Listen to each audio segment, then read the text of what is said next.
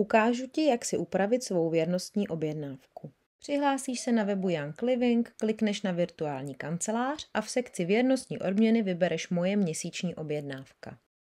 Pak klikneš na Zobrazit objednávku a zobrazí se ti to, co jsi měla ve své předchozí objednávce.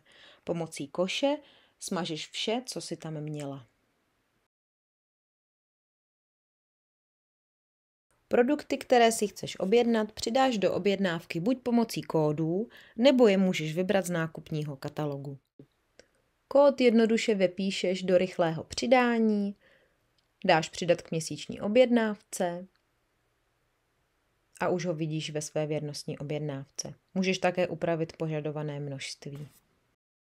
Stejným způsobem pokračuješ, dokud nemáš v košíku vše, co jsi potřebovala. Můžeš vybírat přes nákupní katalog. Zde můžeš hledat dle kategorií nebo podle názvu.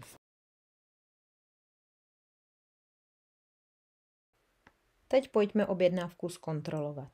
Jestli je v ní vše, co potřebuješ, dole můžeš vidět dárky, na které máš nárok a za kolik PV bodů objednávka je. Nyní zvol uložit měsíční objednávku. Systém ti může vyhodit toto upozornění, kdy bude chtít potvrdit způsob přepravy. Zvol změna způsobu dodávek a vyber standard autoship.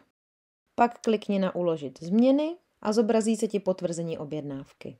Nahoře vidíš datum zpracování své objednávky.